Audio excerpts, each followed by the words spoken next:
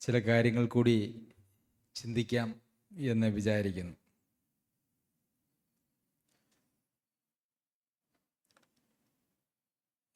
ബൈബിളിൽ അർബുദത്തെക്കുറിച്ച് പറഞ്ഞിട്ടുണ്ട്, അറിയാമോ? അർബുദം പുതിയ നിയമത്തിലും ഒരു വാക്യമുണ്ട്. തിമോത്തിയോസിന് എഴുതിയ 2-ാം ലേഖനം 2-ാം അധ്യായത്തിൻ്റെ 16-17 വാക്യങ്ങളിലാണ് ഈ അർബുദത്തെക്കുറിച്ച് നമ്മൾ വായിക്കുന്നത്. ഭക്തിവിരുദ്ധമായ വൃഥാലാഭങ്ങളെ ഒഴിഞ്ഞിരിക്കുക, ആ വകക്കാർക്ക് അഭക്തി അധികം മുതിർന്നു വരും, അവരുടെ വാക്ക് അർബുദ വ്യാധി പോലെ തിന്നുകൊണ്ടിരിക്കും. അവരുടെ വാക്ക് അർബുദ വ്യാധി പോലെ തിന്നുകൊണ്ടിരിക്കും. അപ്പോൾ ആത്മീക ജീവിതത്തിലും അർബുദമുണ്ട്. നമ്മുടെ ശരീരത്തിൽ വ്യാപിക്കുന്ന അല്ലെങ്കിൽ വരുന്ന അർബുദം പോലെ തന്നെ, ക്യാൻസർ പോലെ തന്നെ ആത്മീക ജീവിതത്തിലും നമുക്ക് അർബുദം ബാധിക്കാൻ സാധ്യതയുണ്ട്. അർബുദത്തിൻ്റെ പ്രത്യേകത, ക്യാൻസറിൻ്റെ പ്രത്യേകത നിങ്ങൾക്കറിയാം. ക്യാൻസർ ഇവിടെ ഇരിക്കുന്ന നമ്മളിൽ ആർക്കൊക്കെ ഉണ്ട് എന്നുള്ളത് യഥാർത്ഥത്തിൽ നമുക്ക് ആർക്കും അറിയില്ല. അത് വെളിപ്പെടുന്നത് അത് ഉണ്ടായി കുറച്ച് കാലം കഴിയുമ്പോഴാണ് അതിൻ്റെ ലക്ഷണങ്ങളൊക്കെ പുറത്തു വരുന്നത്. അതുമാത്രവുമല്ല, അത് നമ്മെ അങ്ങനെ പീഡിപ്പിച്ചാണ് അത് മരണത്തിലേക്ക് നയിക്കുന്നത്. അതുകൊണ്ടാണ് അർബുദ വ്യാധി പോലെ തിന്നുകൊണ്ടിരിക്കും, പെട്ടെന്ന് മരിക്കില്ല. അങ്ങനെ കുറേശ്ശെയാണ് ഈ അർബുദം ഒരു മനുഷ്യൻ്റെ ജീവിതത്തെ എടുക്കുന്നത്. അപ്പോൾ ആത്മീയ ജീവിതത്തിലും അല്ലെങ്കിൽ സഭാ ജീവിതത്തിലും ഈ അർബുദ വ്യാധി വരാനായിട്ടുള്ള സാധ്യതയുണ്ട്. ഇതിവിടെ അത് പറഞ്ഞിരിക്കുന്നത് ഭക്തിക്ക് വിരുദ്ധമായിട്ടുള്ള വൃദ്ധാലാപങ്ങളെ, വൃദ്ധമായിട്ടുള്ള സംസാരങ്ങളെ ഒഴിഞ്ഞിരിക്കണം. അങ്ങനെ ഭക്തിക്ക് വിരുദ്ധമായ വൃദ്ധ ആലാപങ്ങൾ അല്ലെങ്കിൽ സംസാരങ്ങളൊക്കെ ഉണ്ടായാൽ അവർക്ക് അവർക്ക് അഭക്തി അത് അധികം മുതിർന്നു വരും. അവരുടെ വാക്ക് അർബുദ വ്യാധി പോലെ തിന്നുകൊണ്ടിരിക്കും. അങ്ങനെ തിന്നുകൊണ്ടിരുന്നാൽ അവസാനം ആത്മീയമായിട്ടുള്ളൊരു മരണമാണ് എന്ന് നമുക്ക് കാണുവാനായിട്ട് കഴിയും. അപ്പോൾ എന്താണ് യഥാർത്ഥത്തിൽ ഈ ആത്മീയമായിട്ടുള്ള ക്യാൻസർ എന്ന് മനസ്സിലാക്കേണ്ടത് വളരെ ആവശ്യമാണ്. നമ്മളിവിടെ ഒരു പ്രവർത്തനം തുടങ്ങിയിട്ട് ഏകദേശം 4 വർഷമായി. 2020 ഏപ്രിൽ മാസത്തിലാണ്, ഇന്ന് മാർച്ച് 31 ഏപ്രിൽ മാസത്തിലാണ് ഒരു ചെറിയ ബൈബിൾ ക്ലാസ് ആയിട്ട് എൻ്റെ വീട്ടിൽ ഒരു പ്രവർത്തനം ആരംഭിച്ചത്. ജൂൺ 20-ാം തീയതിയാണ് അതൊരു സഭായോഗമായിട്ട് നമ്മൾ കൂടുവാനായിട്ട് ആരംഭിച്ചത്. ഇപ്പോൾ ഏകദേശം 4 വർഷമായി എന്ന് നമുക്ക് എല്ലാവർക്കും അറിവുള്ളതാണ്. സഭയുടെ വളർച്ചയ്ക്ക് ഓരോ ഘട്ടങ്ങളുണ്ട്. അങ്ങനെ സഭ വളരുമ്പോൾ ദൈവമക്കൾ അത്യാവശ്യം ശ്രദ്ധിക്കേണ്ടതായിട്ടുള്ള ധാരാളം കാര്യങ്ങൾ ഉണ്ട് എന്ന് നമുക്കറിയാം. ദൈവവചന പഠനത്തിലൂടെ അങ്ങനെയുള്ള കാര്യങ്ങളെല്ലാം നമ്മൾ പഠിപ്പിച്ചിട്ടുണ്ട്. ഏതെങ്കിലും ചില ഇഷ്ടവിഷയങ്ങൾ എടുത്ത് മാറ്റിയും മറിച്ചും പ്രസംഗിക്കുന്ന ഒരു രീതിയല്ല നമ്മുടെ സഭയിലുള്ളത്. നമ്മൾ ഓരോ പുസ്തകങ്ങളും അതിൻ്റെ ഓരോ വാക്യങ്ങളും അങ്ങനെ തുടർമാനമായിട്ട് പഠിപ്പിക്കുന്ന ഒരു രീതിയാണ്. അപ്പോൾ അതുകൊണ്ട് അങ്ങനെ പഠിപ്പിക്കുമ്പോൾ ബൈബിളിലെ എല്ലാ വിഷയങ്ങളും ജീവനും ഭക്തിക്കും വേണ്ടി ദൈവം നമുക്ക് നൽകിയിരിക്കുന്നതായിട്ടുള്ള തിരുവെഴുത്തുകളിലെ എല്ലാ വാക്യങ്ങളും നമ്മൾ കവർ ചെയ്യുന്നുണ്ട്. അങ്ങനെ നമ്മൾ പഠിക്കാൻ തുടങ്ങിയിട്ട് ഏകദേശം 3.25 വർഷം, 4 വർഷത്തോടടുക്കുന്നു. അപ്പോൾ ഇപ്പോൾ ഞാൻ സംസാരിക്കുന്ന കാര്യങ്ങളും ഇതിനു മുമ്പ് നമ്മൾ സംസാരിച്ചിട്ടുള്ള ക്ലാസ്സുകളിൽ വന്നിട്ടുള്ള കാര്യങ്ങൾ തന്നെയാണ്. ഈ സഭയെ അല്ലെങ്കിൽ വിശ്വാസികളെ നശിപ്പിക്കുന്നതായിട്ടുള്ള ആത്മീക ക്യാൻസർ എന്ന് പറയുന്നത് ഇവിടെ അവരുടെ വാക്ക് അർബുദ വ്യാധി പോലെ തിന്നുകൊണ്ടിരിക്കുമെന്നാണ്. അങ്ങനെ തെറ്റായിട്ടുള്ള സംസാരങ്ങൾ കൊണ്ട് അഭക്തിയിൽ മുതിർന്നു വരുന്നതായിട്ടുള്ള ആളുകളുടെ വാക്ക് അവർക്ക് തന്നെയും അവരുൾപ്പെട്ടിരിക്കുന്ന സഭയ്ക്കും ഒരു അർബുദമായിട്ട് തീരും എന്നുള്ളതാണ്. അപ്പോൾ വാക്കാണ് പ്രശ്നം. വാക്കിൻ്റെ ദുരുപയോഗമാണ് യഥാർത്ഥത്തിൽ ഈ അർബുദവ്യാധി പോലെ മനുഷ്യനെ നശിപ്പിക്കുന്നതായിട്ടുള്ള കാര്യം എന്ന് പറയുന്നത്. അന്ത്യകാലത്ത് ദുർഘട സമയങ്ങൾ വരുമെന്നറിയുക എന്ന് പറഞ്ഞുകൊണ്ടൊരു 18 പാപങ്ങളുടെ ഒരു ലിസ്റ്റ് തിമോത്തിയോസിന് എഴുതിയ 2-ാം ലേഖനം അതിൻ്റെ 3-ാം അധ്യായത്തിൻ്റെ 1 മുതൽ 5 വരെയുള്ള വാക്യങ്ങൾ നാം വായിക്കുകയും അത് വളരെ വിശദമായി നമ്മളതിനെക്കുറിച്ച് പഠിക്കുകയും ചെയ്തു. അതിൽ ഉൾപ്പെട്ടിരിക്കുന്നതായിട്ടുള്ള 2 പദങ്ങളാണ്. ഒന്ന് ദൂഷണം, 2 ഏഷണി. ഇതിനെക്കുറിച്ച് നമ്മൾ ചിന്തിച്ചിട്ടുള്ളതാണ്. അപ്പോൾ ദൂഷണവും ഏഷണിയും, ദൂഷകന്മാരും ഏഷണിക്കാരും, ഇത് അന്ത്യകാലഘട്ടത്തിൽ വളരെ വ്യാപകമായിട്ട് സഭകളിൽ ഉണ്ടാകാവുന്നതായ ഒരു പ്രശ്നമാണ് എന്ന് 1-ാം നൂറ്റാണ്ടിൽ തന്നെ അപ്പസ്തോലൻ ദൈവാത്മാവിൽ തൻ്റെ സഹശുശ്രൂഷകനായിട്ടുള്ള തിമോത്തിയോസിന് എഴുതി അറിയിച്ചിട്ടുള്ളതായ കാര്യമാണ്. അപ്പോൾ ഈ ദൂഷണവും ഏഷണിയും എന്ന് പറയുന്നത് യഥാർത്ഥത്തിൽ അതെന്താണ് എന്ന് നമ്മൾ മനസ്സിലാക്കണം. അത്യാവശ്യം നമ്മളെല്ലാവരും അതൊക്കെ കഴിഞ്ഞ കാലങ്ങളിൽ പറഞ്ഞിട്ടുണ്ട് എന്ന് ഞാൻ വിചാരിക്കുന്നു. ഞാൻ അങ്ങനെയൊന്നും പറഞ്ഞിട്ടില്ല എന്നും നമ്മൾ പറഞ്ഞ് നമ്മെ തന്നെ ന്യായീകരിക്കേണ്ടതായിട്ടുള്ള ആവശ്യമില്ല. പൗലോസ് എഴുതുമ്പോഴും മുമ്പേ ഞാൻ ദൂഷകനും ഉപദ്രവിയും ഒക്കെ ആയിരുന്നു എന്നാണ് പറയുന്നത്. മുമ്പേ, അപ്പോഴല്ല, ലേഖനം എഴുതുമ്പോഴല്ല, മുമ്പേ എന്ന് പറഞ്ഞതുപോലെ മുമ്പേ നമുക്കും അങ്ങനെയുള്ള ചില ശീലങ്ങളും ഒക്കെ ഉണ്ടായിരുന്നു എന്നുള്ളത് സത്യമാണ്. പക്ഷെ എന്താണ് ഈ ദൂഷണം അല്ലെങ്കിൽ ഏഷണി എന്ന് പറയുന്നത്? അതിനെക്കുറിച്ച് ആ വാക്ക് പിശാചിന് പര്യായമായിട്ട് ഉപയോഗിച്ചിട്ടുണ്ട് എന്ന് നിങ്ങൾ ശ്രദ്ധിച്ചിട്ടുണ്ടോ എന്ന് എനിക്കറിയില്ല. വെളിപ്പാട് പുസ്തകം 12-ാം അധ്യായത്തിൽ അതിൻ്റെ 10-ാമത്തെ വാക്യത്തിൽ, അപ്പോൾ ഞാൻ സ്വർഗത്തിലൊരു മഹാശബ്ദം പറഞ്ഞു കേട്ടത്, ഇപ്പോൾ നമ്മുടെ ദൈവത്തിൻ്റെ രക്ഷയും ശക്തിയും രാജ്യവും അവൻ്റെ ക്രിസ്തുവിൻ്റെ ആധിപത്യവും തുടങ്ങിയിരിക്കുന്നു. നമ്മുടെ സഹോദരന്മാരെ രാപ്പകൽ ദൈവസന്നിധിയിൽ കുറ്റം ചുമത്തുന്ന അപവാദിയെ തള്ളിയിട്ട് കളഞ്ഞുവല്ലോ. കുറ്റം ചുമത്തുന്ന, ദൈവത്തിൻ്റെ സന്നിധിയിൽ നമ്മുടെ സഹോദരന്മാരെ കുറ്റം ചുമത്തുന്നതായ അപവാദി, പിശാചിനെ എന്നല്ല അവിടെ പറഞ്ഞിരിക്കുന്നത്, മറിച്ച് അപവാദി എന്നാണ് പറഞ്ഞിരിക്കുന്നത്. അപ്പോൾ ഈ അപവാദം, ദൂഷണം, ഏഷണിയൊക്കെ ഒരേ ക്ലാസ്സിൽ വരുന്ന, ഒരേ തരത്തിൽ വരുന്ന പ്രയോഗങ്ങളാണ്. അപ്പോൾ പിശാചിന് അഭിസംബോധന ചെയ്യാൻ, അല്ലെങ്കിൽ പിശാചിനെ കാണിക്കുവാനായിട്ട് വചനത്തിൽ ഉപയോഗിച്ചിരിക്കുന്നതായിട്ടുള്ളൊരു പദമാണ് ഈ അപവാദി എന്ന് പറയുന്നത്.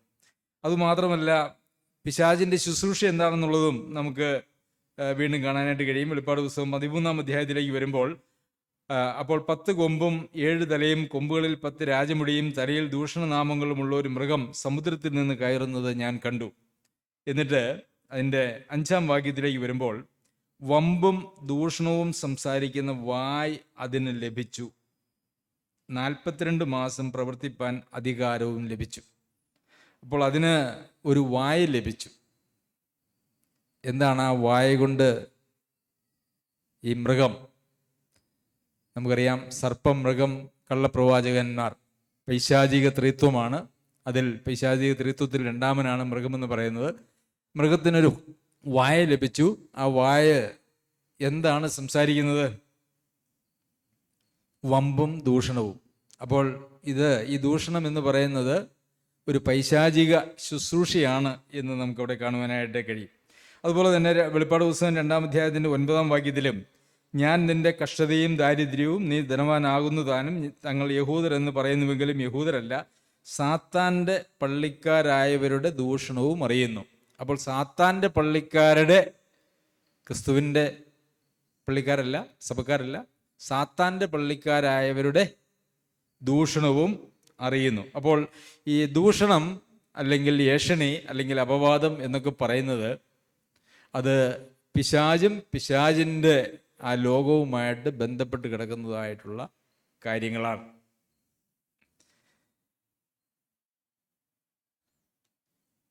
പൗലോസ് അപ്പോസ്തലൻ പറയുന്നത്, മുമ്പേ ഞാനും ഒരു ദൂഷകനായിരുന്നു എന്ന് വെച്ചാൽ, താൻ കർത്താവിൻ്റെ അടുക്കലേക്ക് വന്നപ്പോൾ ആ മുമ്പേ ഉണ്ടായിരുന്ന ആ ഒരു സ്വഭാവം വേണ്ട എന്ന് വെച്ചു. അതിനെക്കുറിച്ച് തിമോത്തിയോസിന് എഴുതിയ 1-ാം ലേഖനത്തിലാണ്, മുമ്പേ ഞാൻ ദൂഷകനും ഉപദ്രവിയും നിഷ്ഠൂരനുമായിരുന്നു, എങ്കിലും അറിയാതെ ചെയ്തതാകൊണ്ട് എനിക്ക് കരുണ ലഭിച്ചു. അവിശ്വാസത്തിൽ അറിയാതെ ചെയ്തതായതുകൊണ്ട് കരുണ ലഭിച്ചു എന്ന് പറയുമ്പോൾ, വിശ്വാസത്തിലുള്ള ആളുകളെ സംബന്ധിച്ചിടത്തോളം ഈ ദൂഷണം, ഏഷണി എന്ന് പറയുന്നത്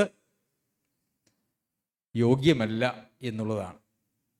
അത് അവിശ്വാസത്തിൻ്റെ കാലത്ത് അത് സംഭവിച്ചു പോയി എന്നാണ് പൗലോസ് അപ്പോസ്തലൻ പറയുന്നത്.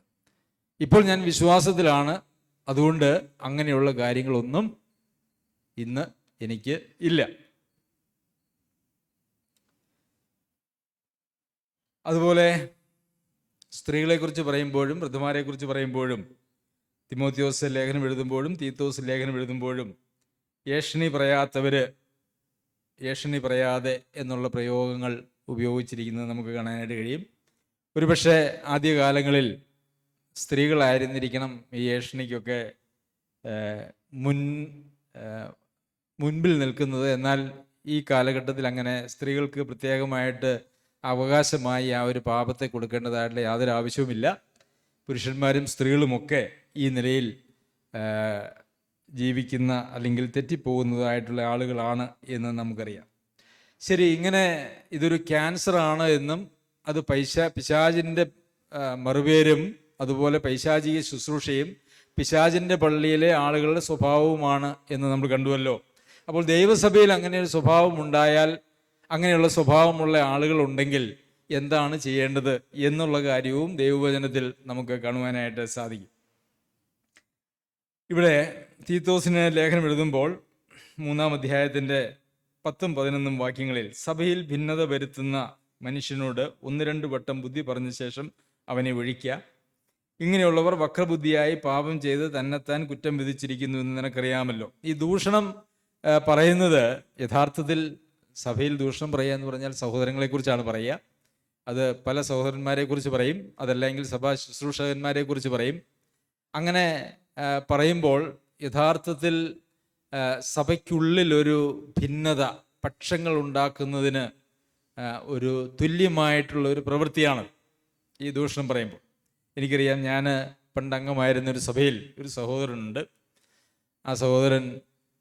ആ സഹോദരൻ്റെ ലിസ്റ്റിൽ ആരും നല്ലവരില്ല, എല്ലാവരും കുഴപ്പക്കാരാണ്. അത് ശുശ്രൂഷ ചെയ്യുന്ന ആളുകളാണെങ്കിലും സഭയിലെ എല്ലാ ആളുകളും വളരെ കുഴപ്പക്കാരാണ്. കുഴപ്പങ്ങൾ എല്ലാവരിലും ഉണ്ട് എന്നുള്ളതൊരു യാഥാർത്ഥ്യമാണല്ലോ. അപ്പോൾ അദ്ദേഹം ഈ ശുശ്രൂഷകന്മാരെക്കുറിച്ചും വിശ്വാസികളെക്കുറിച്ചും ഒക്കെ ആരെ കിട്ടിയാലും അവരോട് ഇങ്ങനെ പറയും, അവരങ്ങനെയാണ് ഇങ്ങനെയാണ് എന്നൊക്കെ പറഞ്ഞ്, അങ്ങനെ നമ്മുടെ നാട്ടുഭാഷയെ പറഞ്ഞാൽ വിഷം കുത്തിവെക്കും. എന്ത് സംഭവിച്ചു എന്നറിയാമോ? അദ്ദേഹത്തിൻ്റെ പ്രവർത്തനങ്ങൾ കൊണ്ട് ആ സഭയിൽ നിന്ന് ഒത്തിരി ആളുകൾ പോയി. പക്ഷെ അദ്ദേഹം ഇന്നും അവിടെ ഇതേ ശുശ്രൂഷയുമായിട്ട് നിൽക്കുന്നുണ്ട്. ഒത്തിരി പേര്, അതായത് ഇതിൻ്റെ ഒരു പ്രശ്നം എന്താണെന്ന് വെച്ച് കഴിഞ്ഞാൽ, ഇതൊരു സ്ലോ പോയിസൺ പോലെയാണ്. സ്ലോ പോയിസൺ എന്നുള്ളതിന് മലയാള വാക്ക് എന്താണ് എനിക്കറിയില്ല. അതായത് ചെറിയ വിഷം കുറേശ്ശെ കൊടുത്ത് അവസാനം കൊല്ലുന്ന ഒരു പരിപാടി ഉണ്ടല്ലോ, സ്ലോ പോയിസൺ എന്നതിന് പറയാം. അതുപോലെയാണ് ഈ ഒരു കാര്യം. നമ്മൾ ഒരാളെക്കുറിച്ച് കുറച്ച് പറഞ്ഞു, പിന്നെ കാണുമ്പോൾ കുറച്ചുകൂടെ പറഞ്ഞു. അപ്പോൾ ഇങ്ങനെ മനസ്സിലൊരു അകൽച്ചയും വെറുപ്പും ഒരു ആത്മീയമായിട്ടുള്ള സന്തോഷത്തിന് പകരം ഒരു നിരാശയും അങ്ങനെ കുറേശ്ശെ വന്നിട്ട് അവസാനം അവർക്ക് ഒട്ടും താങ്ങാൻ പറ്റാത്തൊരു സാഹചര്യം വരുമ്പോൾ സഭയിൽ നിന്ന് അവർ പോകും. ഇങ്ങനെയാണ് നമുക്കറിയാം. ലോകത്തിലുള്ള സഭകളിൽ എല്ലാവരിലും, ഞാൻ പല സഭകളിൽ അംഗങ്ങളായിട്ടുണ്ട്. എനിക്കൊരു ജോലി ഉണ്ടായിരുന്നതുകൊണ്ടും ആ ജോലി എല്ലാം 3-4 വർഷം കൂടുമ്പോൾ ട്രാൻസ്ഫർ കിട്ടുന്നതുമായതുകൊണ്ട് ഒരു 10-15 സഭകളിൽ ഞാൻ പഠനകാലത്തും എല്ലാം കൂടി ഒരു 10-15 സഭകളിൽ അംഗമായിരിക്കാനായിട്ടുള്ള ഒരവസ്ഥ എനിക്കുണ്ടായിട്ടുണ്ട്. ഈ പറഞ്ഞ എല്ലാ സഭകളിലും 2, 3, 4 പക്ഷങ്ങളുണ്ട്. എന്നാൽ ഞാൻ ദൈവത്തിന് സ്തോത്രം ചെയ്യുന്നത് ഈ 4 വർഷത്തിനിടയ്ക്ക് നമ്മുടെ ഇടയിൽ അങ്ങനെ പക്ഷങ്ങൾ ഉണ്ടായിട്ടില്ല എന്നുള്ളതാണ്. ഈ എല്ലാ സഭകളിലും പക്ഷങ്ങൾ ഉണ്ടായിട്ടുണ്ട്. ഒരുപക്ഷെ പല സഭകളിലും ഉണ്ടായിരുന്ന പക്ഷങ്ങളെയൊക്കെ ഒരുവിധം ഒരുമിച്ച് കൊണ്ടുപോകാനായിട്ട് ആ കാലഘട്ടങ്ങളിൽ ദൈവം എനിക്ക് കൃപ നൽകിയിട്ടുണ്ട്. എന്നാൽ അതൊക്കെ വെറും താൽക്കാലികമായിട്ടുള്ള കാര്യങ്ങൾ മാത്രമാണ്. മറിച്ച് പിന്നീട് ഒത്തിരി ആളുകൾ അങ്ങനെ സഭ വിട്ടുപോവുകയും ആത്മീയ മരണത്തിലേക്ക് പോയതായിട്ടുള്ള ധാരാളം ആളുകളുണ്ട്. പല സഭകളും 2ആയും 3ആയും ഒക്കെ പോയിട്ട് ഉണ്ട്. ഞാൻ ഈ അടുത്ത കാലത്ത് എൻ്റെ മകൻ്റെ അടുത്ത് ചെന്നപ്പോൾ ഡാളസിൽ അവിടെ ഒരു സഭയുണ്ടായിരുന്നു. ഇപ്പം 9 സഭയുണ്ടെന്ന് പറഞ്ഞു. ഈ 9 സഭയും ഉണ്ടായത് ആളുകൾ കൂടിയത് കൊണ്ടല്ല, മറിച്ച് ഇങ്ങനെ ആളുകൾ തമ്മിൽ ചേരാതെ വന്നതുകൊണ്ട് പ്രശ്നങ്ങൾ തീർക്കാനായിട്ട് പിരിഞ്ഞ് കേരള കോൺഗ്രസിനെ കുറിച്ച് ആരാ പാണിയാണ് പറഞ്ഞത്, ആരോ പറഞ്ഞിരുന്നു, വളരും തോറും പിളരും തോറും വളരും എന്ന് പറഞ്ഞതുപോലെയാണ് ഈ സഭകൾക്കൊക്കെ ഇന്ന് ലോകത്ത് സംഭവിക്കുന്നത്. എന്നാൽ നമ്മളുടെ ഇടയിൽ അത് സംഭവിച്ചു കൂടാ. ഉള്ളതുകൊണ്ട് പറയുന്നതല്ല, ഉണ്ടാകാതിരിക്കാനാണ് ഇത് പറയുന്നത്. സഭ ക്രിസ്തുവിൻ്റെ ശരീരമാണ് എന്ന് നമ്മൾ വളരെയേറെ പ്രാവശ്യം കേട്ടിട്ടുണ്ട്. ക്രിസ്തു സഭയുടെ തലയാണ്. ഇതൊക്കെ നമ്മൾ വചനത്തിൽ ഉള്ളതായിട്ടുള്ള കാര്യങ്ങളാണ്. അതുകൊണ്ട് അതൊന്നും പഠിപ്പിക്കേണ്ടതോ എടുത്ത് വായിക്കേണ്ടതോ ആയിട്ടുള്ള ആവശ്യമില്ല. സഭയുടെ തലയായിരിക്കുന്ന, ശരീരമാകുന്ന സഭയുടെ തലയാണ് കർത്താവ്. ആ തലയുമായിട്ട് ഉള്ള ബന്ധത്തിലാണ് ശരീരത്തിൻ്റെ ബാക്കി എല്ലാ അവയവങ്ങളും. അപ്പോൾ ഈ ഒരു കൈ തലയുമായിട്ട് ബന്ധപ്പെട്ടിരിക്കുന്നത് ശരീരത്തിൻ്റെ മറ്റ് ഭാഗങ്ങളിലൂടെയാണ്, അല്ലേ? ഈ ഒരു വിരല് ക്രിസ്തു എന്ന തലയോട് ബന്ധപ്പെട്ടിരിക്കുന്നത് മറ്റ് വിരലുകളും കൈയോടും എല്ലാം കൂടിയാണ്. അപ്പോൾ ഏതെങ്കിലും ഒരു വിരല് എനിക്ക് നേരിട്ട് തലയുമായിട്ട് ബന്ധം മതി, എനിക്ക് മറ്റ് യാതൊരു വക അവയവങ്ങളുമായിട്ട് എനിക്ക് ബന്ധം വേണ്ട എന്ന് പറഞ്ഞാൽ നടക്കുമോ? അപ്പോൾ ഈ വിരല് പറയുകയാണ്, എനിക്ക് ക്രിസ്തു എന്ന തലയോട് ആയിട്ട് മാത്രം ബന്ധം മതി, മറ്റ് ശരീരഭാഗങ്ങളായിട്ടൊന്നും ബന്ധം വേണ്ട എന്ന് പറഞ്ഞാൽ നടക്കുമോ? ഇല്ല. ആ വിരൽ അങ്ങനെ അങ്ങ് മുറിഞ്ഞ് മാറിയാൽ കഴിഞ്ഞാൽ അത് ചത്തുപോയി, അല്ലേ? വേണമെങ്കിൽ അത്യാവശ്യം ഐസിലൊക്കെ ഇട്ട് കുറച്ച് ദിവസമൊക്കെ ഫ്രീസറിൽ സൂക്ഷിച്ചാൽ പിന്നെ ഡോക്ടർമാർക്ക് തുന്നി ചേർക്കാം എന്നുള്ള ഒരു ഗുണം മാത്രമേ ഉള്ളൂ.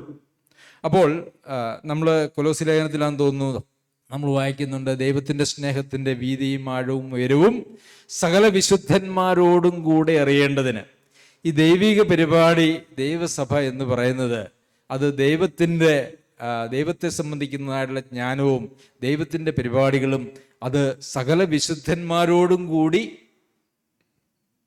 അറിയുക, ചെയ്യുക എന്നുള്ളതാണ്. അല്ലാതെ ഞാനും എൻ്റെ ദൈവവും നിങ്ങളൊക്കെ എനിക്ക് പ്രിയമല്ലാത്ത ആളുകൾ എന്ന് ചിന്തിച്ചാൽ അങ്ങനെ ഒരു സഭയ്ക്ക് ഒരിക്കലും നിലനിൽപ്പില്ല. അങ്ങനെയുള്ള സഭയാണ് ഈ വളരും തോറും വളരുമെന്ന് പറയുന്നതായിട്ടുള്ള സഭകൾ.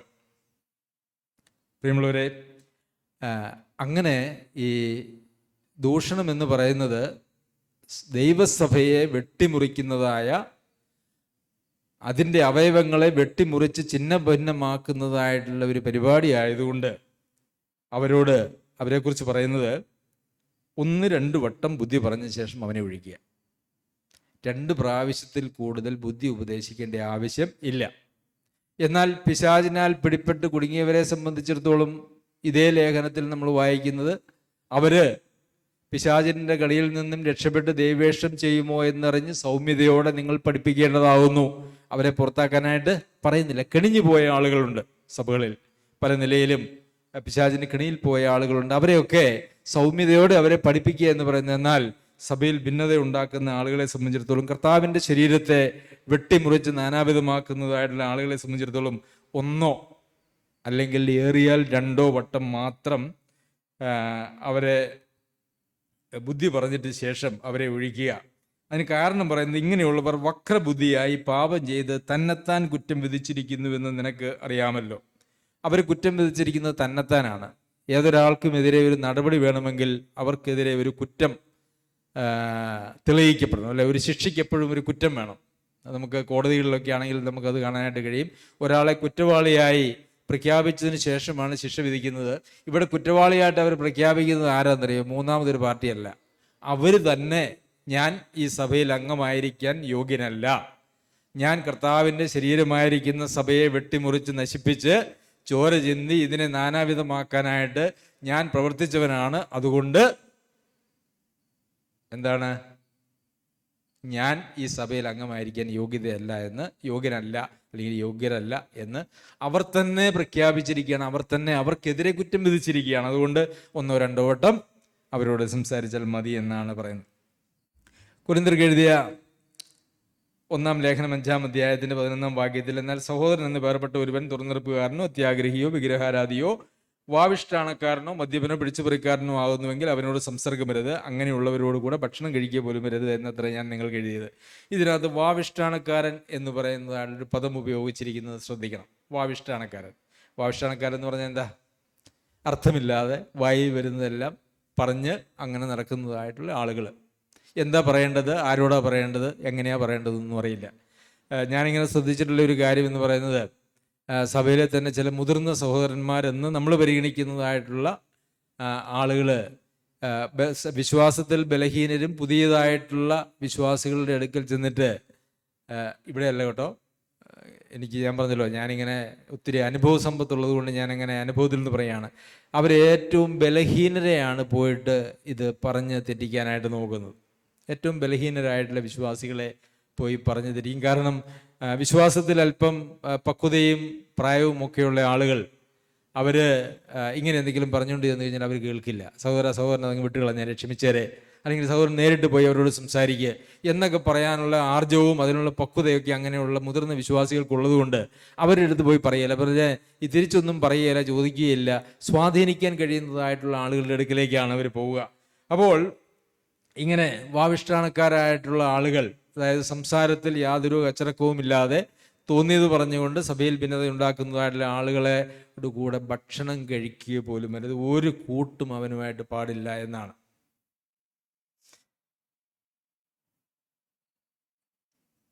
വീണ്ടും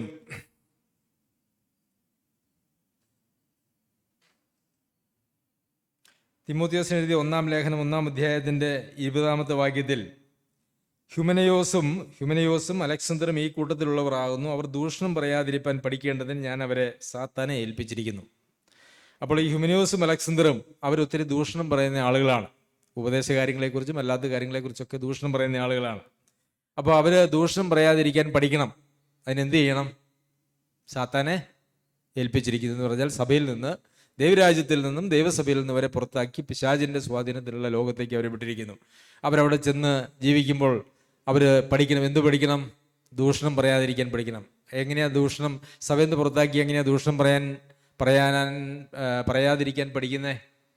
സഭയിലുള്ള സ്നേഹവും ബഹുമാനവും കൂട്ടായ്മയും ഒരുമയും ഒക്കെ നഷ്ടപ്പെട്ട് അവൻ സഭയിൽ നിന്ന് പുറത്തു പോകുമ്പോൾ അവനൊരു ഏകാന്തനാകും. അവനൊരു ദൈവവിശ്വാസിയാണെങ്കിൽ, അവനൊരു യഥാർത്ഥ ഭക്തനാണ്, അവനിൽ ദൈവാത്മാവിൻ്റെ പ്രവർത്തനം ഉണ്ടെങ്കിൽ അവന് ഒരു വല്ലാത്ത അനാഥത്വം അവൻ രൂപപ്പെടും.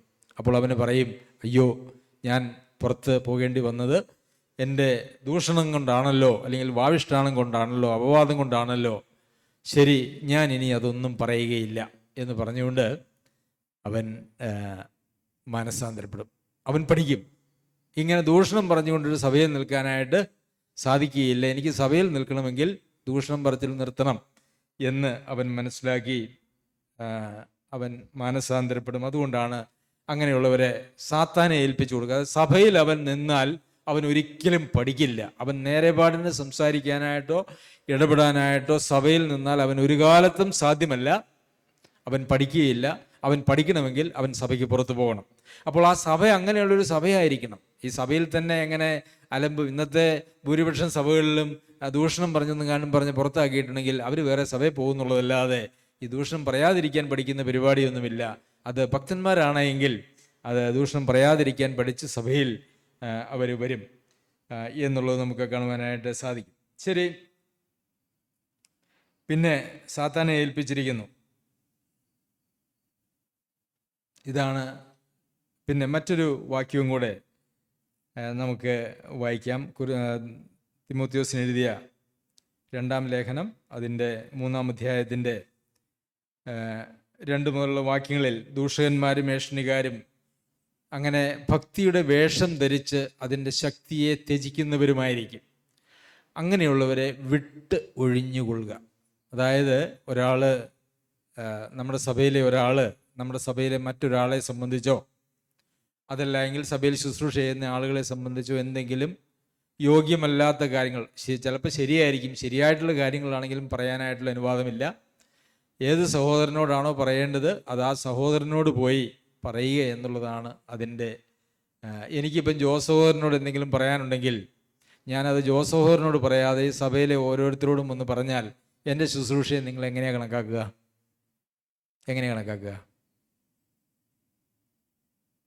എനിക്ക് ബാബുവിനോട് എന്തെങ്കിലും പറയാനുണ്ടെങ്കിൽ അത് ബാബുവിനോട് ഞാൻ പറയാതെ ഞാൻ ബാക്കിയുള്ളവരോട് എല്ലാവരോടും ഇങ്ങനെ പറഞ്ഞുകൊണ്ട് നടന്നാൽ അതിൻ്റെ ആ കാര്യം എന്താ? അത് അയോഗ്യമായിട്ടുള്ള കാര്യമാണ്. അപ്പോൾ അങ്ങനെ ഭക്തിയുടെ വേഷം ധരിച്ച് അതിൻ്റെ ശക്തിയെ ത്യജിക്കുന്നവരാണ് ഇങ്ങനെയുള്ള പ്രവർത്തനങ്ങൾ ചെയ്യുന്നവർ. അതുകൊണ്ട് നിങ്ങൾ എന്ത് ചെയ്യണമെന്ന് അവിടെ പറഞ്ഞിരിക്കുന്ന 5-ാമത്തെ വാക്യത്തിൻ്റെ അവസാന ഭാഗം, അവരെ വിട്ട് ഒഴിഞ്ഞുകൊള്ളുവിൻ. അപ്പോൾ ആരെങ്കിലും അങ്ങനെ ദൂഷണവും പറഞ്ഞുകൊണ്ട് വന്നാൽ, ദൂഷണം മാത്രമല്ല, അവിടെ 18 പാപങ്ങളുടെ ലിസ്റ്റ് ഉണ്ടല്ലോ, ഇതുകൂടാതെ 16 പാപങ്ങളുണ്ട്. ഏഷണയും ദൂഷണവും കഴിയാതെ 16 പാപങ്ങളുണ്ട്. അങ്ങനെ ആരെങ്കിലും നിങ്ങളുടെ അടുത്ത് വന്നാൽ ഒഴിഞ്ഞു മാറിക്കൊള്ളുക. അങ്ങനെയുള്ള ആളുകളുമായിട്ട് സംസാരിക്കാനായിട്ട് പാടില്ല. അവരോട് കൂടെ സംസാരിച്ചാൽ അവർ ചെയ്യുന്ന പൈശാചിക ശുശ്രൂഷയ്ക്ക് നാമും കൂടി പങ്കാളികളായിത്തീരുകയാണ് ചെയ്യുന്നത്. പ്രിയമുള്ളവരെ, വളരെയേറെ ശ്രദ്ധിക്കേണ്ടതായിട്ടുള്ള ഒരു മേഖലയാണ് നാവിനെക്കുറിച്ച്. നമ്മുടെ ഭക്തിയെ തെളിയിക്കണമെങ്കിൽ അതിനെക്കുറിച്ച് യാക്കോബ് എഴുതിയ ലേഖനത്തിൽ നമുക്ക് വളരെ വിശദമായി പ്രതിപാദിച്ചിട്ടുള്ളത് നമുക്ക് കാണാനായിട്ട് സാധിക്കും.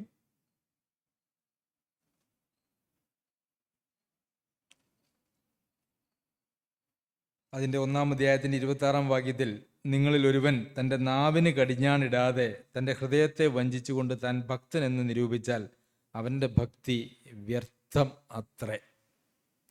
നാവിന് യാതൊരു നിയന്ത്രണവുമില്ല, പക്ഷെ ഞാൻ ഭയങ്കര ഭക്തനാണ് എന്ന് ഞാൻ വിചാരിച്ചാൽ ആ ഭക്തി വ്യർത്ഥമാണ്. അതുമാത്രവുമല്ല,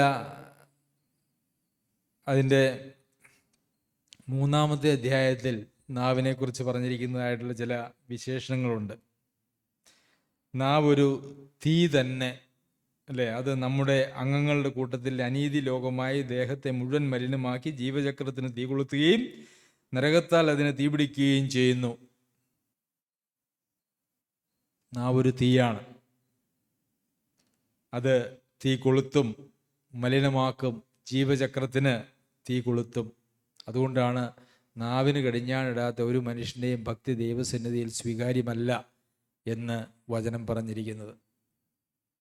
അതുമാത്രമല്ല, അവർ തങ്ങൾക്ക് തന്നെ കുറ്റം വിധിച്ചിരിക്കുന്നു എന്ന് പറഞ്ഞിരിക്കുന്നതിൻ്റെയും കാര്യം അതുതന്നെയാണ്. മൃഗം, പക്ഷി, ഇഴജാതി, ജലജന്തു ഈ വക എല്ലാ മനുഷ്യജാതിയോട് മരുങ്ങിയും ഇരിക്കുന്നു. നാവിനെയോ മനുഷ്യർക്കാർക്കും മെരുക്കാവതല്ല, അത് അടങ്ങാത്ത ദോഷം, മരണകരമായ വിഷം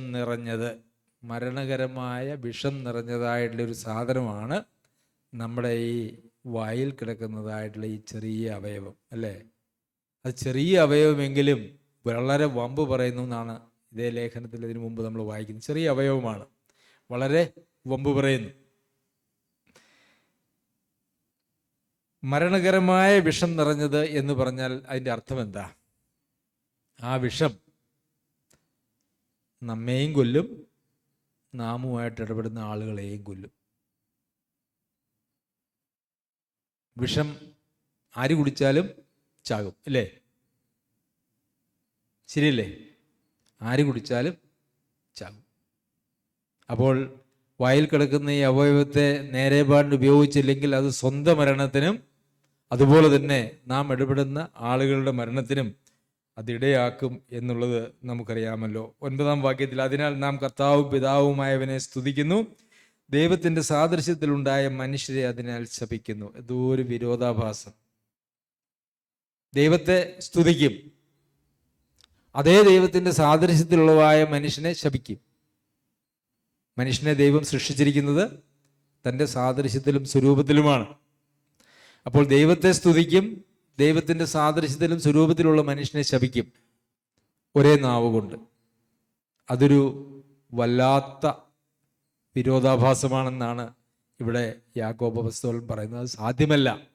അതിനുശേഷം അത് സാധ്യമല്ല എന്നുള്ളതിന് പറയുന്നതായിട്ടുള്ള കാര്യങ്ങൾ പിന്നീട് നമ്മൾ വായിക്കുന്നുണ്ട്. ഒരു വായിൽ നിന്ന് തന്നെ സ്തോത്രവും ശാപവും പുറപ്പെടുന്നു. സഹോദരന്മാരെ, ഇത് ആയിരിക്കുന്നത് യോഗ്യമല്ല, അത് അയോഗ്യമാണ്. വീണ്ടും ഉറവിൻ്റെ ഒരേ ദ്വാരത്തിൽ നിന്ന് മധുരവും കയ്പുമുള്ള വെള്ളം പുറപ്പെടുമോ? ചോദിക്കുന്ന ചോദ്യമാണ്. മാറായിൽ ഇസ്രായേൽ ജനം ചെന്നപ്പോൾ അവിടെ വെള്ളമുണ്ടായിരുന്നു. അതിനെന്തായിരുന്നു രുചി? കയ്പായിരുന്നു അല്ലേ? കയ്പും മധുരവും ഒരേ സമയത്തുണ്ടായിരുന്നു? ഇല്ല. പിന്നെ മധുരമാക്കി എന്ന് മാത്രമേ ഉള്ളൂ. അപ്പോൾ മധുരവും കയ്പുമുള്ള വെള്ളം ഒരേ ഉറവിൽ നിന്ന് വരികയില്ല എന്ന് ഉള്ളത് ഉറപ്പായിരിക്കുന്നത് പോലെ ഒരു മനുഷ്യൻ യഥാർത്ഥ ദൈവഭക്തിയുള്ള ആളാണെങ്കിൽ അവൻ്റെ വായിൽ നിന്ന് രണ്ട് തരം സ്തോത്രവും ശാപവും വരികയില്ല. അത് വരുന്നുണ്ടെങ്കിൽ, സ്തോത്രവും ശാപവും വരുന്നുണ്ടെങ്കിൽ, സ്തോത്രം അഭക്തിയുടെ അല്ലെങ്കിൽ ഹിപ്പോക്രസി, കപടഭക്തിയുടെ ലക്ഷണമാണ്. യഥാർത്ഥത്തിലുള്ളത് എന്താണ്? അഭക്തിയാണ്. മർക്കോസ് എഴുതിയ സുവിശേഷത്തിൽ മനുഷ്യൻ്റെ ഉള്ളിലേക്ക് ചെല്ലുന്നതല്ല അവനെ എന്താക്കുന്നത്, അശുദ്ധനാക്കുന്നത്, മറിച്ച് അവൻ്റെ ഉള്ളിൽ നിന്ന് വരുന്നതാ. അപ്പം നമ്മുടെ ഉള്ളിൽ നിന്ന് ഈ ശാപം വരുന്നുണ്ടെങ്കിൽ, സ്തോത്രവും വരുന്നുണ്ടെങ്കിൽ, ആ സ്തോത്രം അർത്ഥമില്ലാത്തതും കപടവും ശാപം യഥാർത്ഥവുമാണ് എന്ന് നമുക്ക് മനസ്സിലാക്കുവാനായിട്ട് സാധിക്കും. സഹോദരന്മാരെ, അത്തിവൃക്ഷം ഒലിവ് പഴവും മുന്തിരിവള്ളി അത്തിപ്പഴവും കായ്ക്കുമോ? ഉപ്പുറവിൽ നിന്ന് മധുരമുള്ള വെള്ളം പുറപ്പെടുകയുമില്ല. ഉപ്പുറവിൽ നിന്ന് എന്ത് വെള്ളം വരിക? ഉപ്പുവെള്ളം വരികയുള്ളൂ, മധുരമുള്ള വെള്ളം വരികയില്ല. അത്തിവൃക്ഷം ഒലിവ് പഴവും മുന്തിരിവള്ളി അത്തിപ്പഴവും കായ്ക്കുമോ? നമ്മളാരെങ്കിലും മാന്തൈ വെച്ചേച്ച് ചക്ക നോക്കിയിരിക്കുമോ? അല്ലെങ്കിൽ പ്ലാവ് വെച്ചേച്ച് മാങ്ങ നോക്കിയിരിക്കുമോ? ഇല്ല. കാരണം അത് അസാധ്യമാണെന്ന് നമുക്കറിയാം. അപ്പോൾ ഒരു മനുഷ്യൻ യഥാർത്ഥത്തിലുള്ള ദൈവഭക്തനാണ് എങ്കിൽ അവൻ്റെ വായിൽ നിന്നും ഒരു കാലത്തും ശാപത്തിൻ്റെയും ഭിന്നതയുടെയും ദോഷത്തിൻ്റെയും ഏഷണിയുടെയും ദൂഷണത്തിൻ്റെയും വാക്ക് വരികയില്ല. അഥവാ വരുന്നുണ്ടെങ്കിൽ അവൻ ഒരു ദൈവഭക്തനല്ല എന്ന് മാത്രം അതിനെക്കുറിച്ച് ചിന്തിച്ചാൽ മതി.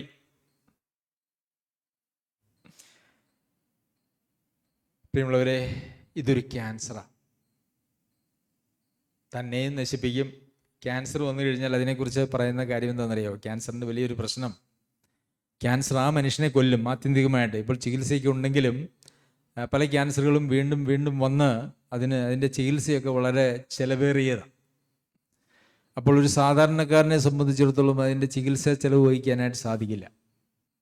അപ്പോൾ ക്യാൻസർ വന്നു കഴിഞ്ഞാൽ ആ രോഗിയെ കൊല്ലും, ആ കുടുംബത്തെയും അത് സാമ്പത്തികമായിട്ട് പരാജയപ്പെടുത്തി അവരെ നശിപ്പിക്കുമെന്നാണ് പറയുന്നത്. അതുപോലെ തന്നെ ഈ വാവിഷ്ഠാണമാകുന്ന അല്ലെങ്കിൽ ദൂഷണവും ഏഷണയുമാകുന്ന അപവാദമാകുന്ന ഈ ക്യാൻസർ പാപം, അർബുദ പാപം നമ്മളെയും കൊല്ലും, കൂടെയുള്ളവരെയും കൊല്ലും. നമ്മൾ ആത്മീയ അർത്ഥത്തിൽ ഒരു ഭവനം എന്ന് പറയുമ്പോൾ സഭയാണ്. സഭയിലെ അംഗങ്ങളെല്ലാവരും ഒരു ശരീരത്തിൻ്റെ അവയവങ്ങൾ പോലെ ഒരുമിച്ച് ജീവിക്കേണ്ടവരാണ്. അവരെ സംബന്ധിച്ച് വിശ്വസിച്ചവരുടെ കൂട്ടം ഏകഹൃദയവും ഏകമനസ്സും ഉള്ളവരായിരുന്നു എന്ന് നമ്മൾ വായിക്കുന്നു. ഏകഹൃദയവും ഏകമനസ്സും, ഒന്നു തന്നെ ചിന്തിക്കുകയും ഏകമായി ഭാവിക്കുകയും, അല്ലേ, തങ്ങൾക്കുള്ളതൊന്നും അവർ സ്വന്തമായി കരുതിയില്ല, എല്ലാം പൊതുവകയായിട്ട് കണക്കാക്കി. അങ്ങനെയൊക്കെയുള്ള ജീവിതമാണ് ക്രിസ്തീയ ജീവിതം എന്ന് പറയുന്നത്. അവർ ദൈവത്തെ സ്തുതിക്കുമ്പോൾ അവർക്ക് റോമാലേഖനം 15-ാം അധ്യായത്തിൽ വായിക്കുന്ന അവർക്കൊരു വായേ പാടുള്ളൂ എന്നാണ്. ഏകവായിനാൽ മഹത്വീകരിക്കേണ്ടതിന് ഒരു വായേ ഉള്ളുവെങ്കിൽ എത്ര നാക്കുണ്ട്? ഒരു വായേ ഒരു സഭയ്ക്കുള്ളുവെങ്കിൽ എത്ര നാക്കുണ്ട്? സഭയ്ക്ക് ഒറ്റ നാക്കേ ഉള്ളൂ, അല്ലേ? അതാണ് സഭ. സഭ ഒരു മഹാത്ഭുതമായിരിക്കുന്നതിൻ്റെ കാര്യമെന്ന് പറയുന്നത് അതാണ്. എന്നാൽ ദൈവം, തൻ്റെ കർത്താവ് പറഞ്ഞു, ഞാൻ എൻ്റെ സഭയെ പണിയും, പാതാള ഗോപുരങ്ങൾ അതിനെ ജയിക്കുകയില്ല. സഭയ്ക്ക് ദോഷം വരുത്തുന്ന ഒരു പ്രവൃത്തി നമ്മളിലൂടെ ഉണ്ടായാൽ അവരെ കർത്താവ് വിളിച്ചൊരു പേരുണ്ട്. എന്താണെന്നറിയാമോ? പാതാള ഗോപുരങ്ങൾ, അല്ലേ? സഭയ്ക്ക് ദോഷം വരുത്തുന്ന ഒരു പ്രവൃത്തി നമ്മൾ ചെയ്താൽ, സഭയ്ക്ക് ദോഷം വരുത്തുന്ന പ്രവൃത്തി എന്ന് പറയുന്നത് സഭയെ നശിപ്പിക്കാനാണല്ലോ. സഭയെ നശിപ്പിക്കുന്നത് ആരാണ്? കർത്താവ് അവർക്ക് ഉപയോഗിച്ചിരിക്കുന്ന പേരാണ് പാതാള ഗോപുരങ്ങൾ. പാതാള ഗോപുരങ്ങൾ അതിനെ ജയിക്കുകയില്ല. സഭയെ നമ്മുടെ ഏറ്റവും ഹൃദയത്തോട് ചേർത്ത് വെച്ച് സ്നേഹിക്കുകയും കരുതുകയും പ്രാർത്ഥിക്കുകയും ഒക്കെ ചെയ്യേണ്ടതായിട്ടുള്ള ഒരു കാര്യമാണ്. കാരണം അത് കർത്താവിൻ്റെ മണവാട്ടിയായി കർത്താവിൻ്റെ ഹൃദയത്തോട് ചേർത്ത് വെച്ചിരിക്കുന്നതാണ്. കർത്താവ് രക്തം കൊടുത്ത് വാങ്ങിയതാണ് കർത്താവിൻ്റെ സഭ എന്ന് പറയുന്നത്. കർത്താവിന് ഏറ്റവും പ്രിയപ്പെട്ടത് കർത്താവിൻ്റെ സഭയാണ്. സഭ എന്ന് പറഞ്ഞാൽ അത് ഒരു കെട്ടിടമല്ല, അതിനകത്ത് വിശ്വാസികളുടെ കൂട്ടമാണുള്ളത്. അപ്പോൾ കർത്താവ് ഏറ്റവും ശ്രേഷ്ഠമായി കരുതി രക്തം കൊടുത്ത് വീണ്ടെടുത്ത് തൻ്റെ സ്വന്തമാക്കിയിരിക്കുന്ന സഭയെ അതുപോലെ തന്നെ നമുക്കും കാണാനായിട്ട് കഴിയുന്നില്ല എങ്കിൽ എവിടെയോ നമ്മളിലൊരു കുഴപ്പമുണ്ട്, കർത്താവിലല്ല. നമ്മളിലൊരു കുഴപ്പമുണ്ട് എന്നാണ് അർത്ഥം. ഞാനിത് പറയുമ്പോൾ തെറ്റായിട്ടുള്ള ഉപദേശങ്ങളും ആചാരങ്ങളും അനുഷ്ഠാനങ്ങളുമായിട്ട് പോകുന്നതായിട്ടുള്ള നൂറുകണക്കിന് സഭകൾ എന്ന് പേര് വിളിക്കുന്നതായിട്ടുള്ള പ്രസ്ഥാനങ്ങൾ നമ്മളുടെ ചുറ്റുമുണ്ട്. അവയൊന്നും ഞാൻ കണക്കാക്കുന്നില്ല. തെറ്റായിട്ടുള്ള ഉപദേശം പഠിപ്പിക്കുന്നതായിട്ടുള്ളൊരു സഭയെ അവർ സഭ എന്ന് വിളിക്കും. കർത്താവ് ഒരിക്കലും സഭ എന്ന് വിളിക്കുകയില്ല. അവരെ ഒരു സഭയായിട്ട് കണക്കാക്കാനായിട്ടും സാധിക്കുകയില്ല. അപ്പോൾ അവിടെ ഉള്ള എന്തെങ്കിലും ഉപദേശത്തിൻ്റെ പ്രശ്നത്തെക്കുറിച്ചൊക്കെ നമ്മൾ സംസാരിക്കുമ്പോൾ അത് ഈ ഒരു പരിധിയിൽ അത് വരുന്നില്ല. പക്ഷേ പ്രയോജനകരമല്ലാത്തതായിട്ടുള്ള കാര്യങ്ങൾ പറയാതിരിക്കുന്നത് തന്നെയാണ് അപ്പോഴും നല്ലത് എന്നുള്ളത് ഒരു യാഥാർത്ഥ്യവുമാണ്. ഞാൻ എൻ്റെ സഭയെ പണിയുമെന്ന് പറയുമ്പോൾ അതിന് രണ്ടർത്ഥമുണ്ട്. ഒന്ന്, ഒരു സാർവത്രികമായിട്ടുള്ള സഭ, 1-ാം നൂറ്റാണ്ട് മുതൽ ജനിച്ച് മരിച്ച് ഇപ്പോഴും ജീവിക്കുന്നവരും ഇനി ജനിക്കാനിരിക്കുന്നവരും കർത്താവിൻ്റെ വരവുവരെയും അങ്ങനെ കർത്താവിൻ്റെ രക്തത്താൽ വീണ്ടെടുക്കപ്പെട്ടതായിട്ടുള്ള ഒരു കൂട്ടം, അത് ആണ് കർത്താവ് ഞാൻ എൻ്റെ സഭയെ പണിയുമെന്ന് പറയുന്നത് കൊണ്ട് ഉദ്ദേശിച്ചത്. എന്നാൽ അതിനൊരു ലോക്കൽ ഘടകമുണ്ട്. അത് കൊണ്ടാണ് കൊറിന്തിലെ സഭ എന്നും എഫെസോസിലെ സഭ എന്നും ഇന്ന് കൂമ്പാറയിലെ സഭ എന്നും ഒക്കെ നമ്മൾ പറയുന്നത്. അതിലൊരു തെറ്റുമില്ല. 1-ാം നൂറ്റാണ്ടിൻ്റെ അവസാനം യോഹന്നാന് വെളിപ്പാട് കൊടുത്തപ്പോൾ എഫെസോസിലെ സഭയുടെ ദൂതൻ എഴുതുക എന്നുള്ള പ്രയോഗം തന്നെയാണ് കർത്താവും അവിടെ നടത്തിയിരിക്കുന്നത്. അപ്പോൾ ഈ സാർവത്രിക സഭ കർത്താവിൻ്റെ ശരീരമാകുന്നത് പോലെ തന്നെ ഓരോ പ്രാദേശിക സഭകളും കർത്താവിൻ്റെ ശരീരമായി പ്രവർത്തിക്കേണ്ടതാണ്. പ്രിയമുള്ളവരെ, രോഗം വരാതെ നമ്മൾ സൂക്ഷിക്കേണ്ടത് ആവശ്യമാണ്. ക്യാൻസർ വരാതെ ഇരിക്കാൻ ഇടയ്ക്കിടയ്ക്ക് ടെസ്റ്റുകൾ ചെയ്യാനായിട്ട് പറയും ഡോക്ടർമാർ, അല്ലേ? ഇടയ്ക്കൊന്ന് ടെസ്റ്റ് ചെയ്യണം. പോയി എനിക്ക് 10,000-15,000-20,000 കൊടുത്താൽ ക്യാൻസർ സ്ക്രീനിങ് എന്ന് പറഞ്ഞൊരു പരിപാടിയുണ്ട്. അത് കൊടുത്താൽ ക്യാൻസറിൻ്റെ ആരംഭം എവിടെയെങ്കിലും ഉണ്ടോ എന്ന് കണ്ടുപിടിക്കാനായിട്ട് കഴിയും. പിന്നെ ക്യാൻസർ ഉണ്ടാക്കുന്ന ഭക്ഷണങ്ങൾ എന്നൊക്കെ പറഞ്ഞുകൊണ്ട് നമ്മൾ ധാരാളം അങ്ങനെ യൂട്യൂബിലൊക്കെ കാണുന്നുണ്ട്.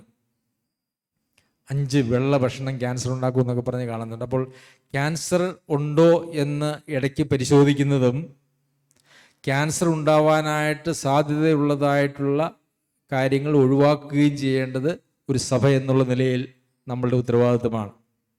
ഒരു ശുശ്രൂഷകൻ എന്നുള്ള നിലയിൽ സഭയിലെ വിശ്വാസികളെ അത് പഠിപ്പിക്കേണ്ടതും മുന്നറിയിപ്പ് കൊടുക്കേണ്ടതും അത് ഞങ്ങളുടെ ഉത്തരവാദിത്വവുമാണ്, ശുശ്രൂഷകന്മാരുടെ ഉത്തരവാദിത്വവുമാണ്.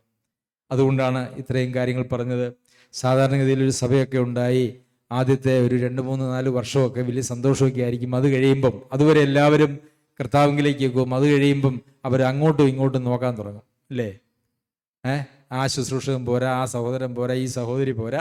അങ്ങനെയാണ് ഇതിനകത്ത് ഈ പ്രശ്നങ്ങളൊക്കെ ഉണ്ടാകാൻ തുടങ്ങുന്നത്. അപ്പോൾ പ്രശ്നങ്ങൾ ഉണ്ടാകുന്നതിന് മുമ്പ് തന്നെ മുളയിലേ നുള്ളിക്കളഞ്ഞാൽ, അല്ലേ? അങ്ങനെ ഒരു ചൊല്ലുണ്ട്, മുളയിലേ നുള്ളുക എന്ന് പറയുന്നത്. അതുകൊണ്ട് നമ്മുടെ ഇടയിൽ അങ്ങനെ ഒരു കാലത്തും ഉണ്ടായിക്കൂടാ. കർത്താവിൻ്റെ വരവ് വരെയും അങ്ങനെ ഒരു പ്രശ്നം നമ്മളുടെ ഇടയിൽ ഉണ്ടായിക്കൂടാ. അത് നമ്മളുടെ ഓരോരുത്തരുടെയും തീരുമാനമായിരിക്കണം. അങ്ങനെയൊന്നും ഉണ്ടായാൽ നാം ദൈവസഭയ്ക്കെതിരെ പോരാടുന്ന, ദൈവസഭയ്ക്കുള്ളിൽ നിന്നുകൊണ്ട് ആ സഭയെ കാർന്നു തിന്നുന്ന ഒരു അർബുദം പോലെ നമ്മെയും സഭയെ നശിപ്പിക്കുന്ന ഒരു അർബുദമായിട്ട് നാം തീരും. അതുപോലെ തന്നെ ഒരു പൈശാചിക ശക്തിയുടെ കൂട്ടാളികളായിട്ട്, പിശാചിൻ്റെ പള്ളിക്കാർ, നമ്മൾ വായിച്ചത് പിശാചിൻ്റെ പള്ളിക്കാരെന്നാണ്, അവരുടെ ഒരു കൂട്ടമായിട്ട് നാം തീരും. നമുക്ക് സുബോധമുണ്ടായി പിശാചിൻ്റെ കളിയിൽ നിന്ന് രക്ഷപ്പെട്ട് ദൈവേഷം ചെയ്യാം. സർവശക്തനായ ദൈവം നമ്മെ എല്ലാവരെയും സഹായിക്കട്ടെ.